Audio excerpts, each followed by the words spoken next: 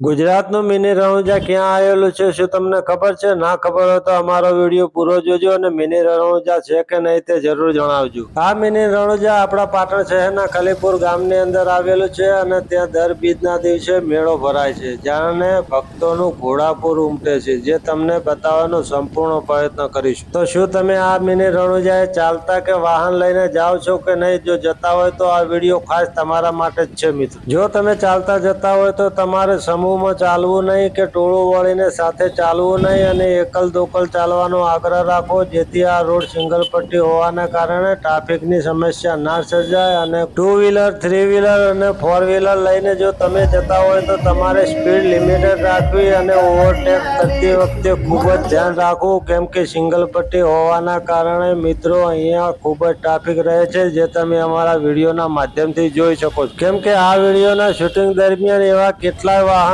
આવ્યા જેમની સ્પીડ વધારે હતી અને કટ મારતી વખતે એવા કટો મારેલા છે કે ના પૂછો વાત, જે અમે આ વિડીયોની અંદર બતાવવાનો પ્રયત્ન કરેલ નથી, જેને કાપકૂપ કરી અને આ વિડીયો બનાવેલો છે.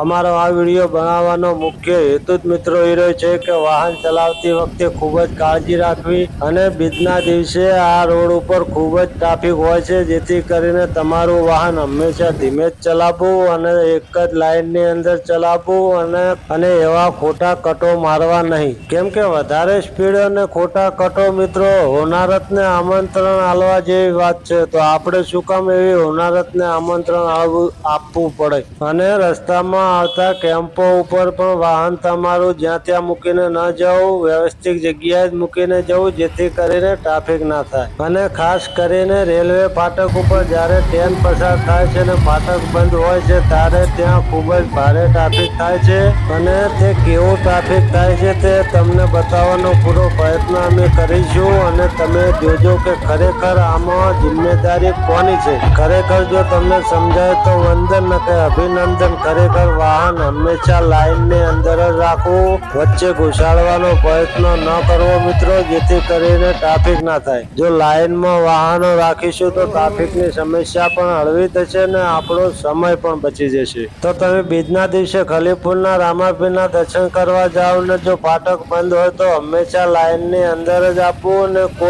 અને જો કોઈ લાઇન તોડીને જવાનો પ્રયત્ન કરે તો મિત્રો આપણે સમજાવવાની જિમ્મેદારી પણ આપણી જ છે. જો આ બાબતોનું ધ્યાન રાખવામાં મિત્રો આવે તો ફાટકની ટ્રાફિક પણ આપણને નહીં નડે અને આ રસ્તાની અંદર ઓવર સ્પીડમાં વાહનો ન ચલાવવાથી આપણને ઘણા પણ ફાયદાઓ થશે. અને આ મારી નાનકડી વાત ઉપર એક વખત વિચાર જરૂર કરજો હો. કોને કોને મારી આ વાત ગમી છે મિત્રો? જો તમને મારી આ વાત ગમી હોય તો આ વિડીયોને વધારેમાં વધારે શેર કરજો, જેથી લોકોને આની માહિતી મળે, જેની આપણે આતુરતાપૂર્વક રાહ જોઈ રહ્યા હતા. તે ફાટક આખરે આવી ગઈ છે અને તમે જોઈ રહ્યા છો ફાટકનો ખૂબસૂરત નજારો. તો હવે આમાં કોની ભૂલ દેખાય છે તે તમે કોમેન્ટની અંદર જરૂર જણાવજો કે સરકારની ભૂલ છે કે આપણી. મિત્રો આપણી જિમ્મેદારી આપણે પોતે જ નિભાવવાની હોય છે, સરકારે નહીં. સરકાર સુવિધા આપે, જિમ્મેદારી આપણે નિભાવવાની હોય છે. જો અમારો વિડીયો તમને ગમ્યો હોય તો લાઈક શેર અને કોમેન્ટ જરૂર કરજો અને આવા વિડીયો જોવા માટે અમારી ચેનલને સબસ્ક્રાઈબ કરજો. તો મળીશું નવા વિડીયોની સાથે, ત્યાં સુધી આવજો. Bye bye. જય ગરવી ગુજરાત. જય હિન્દ.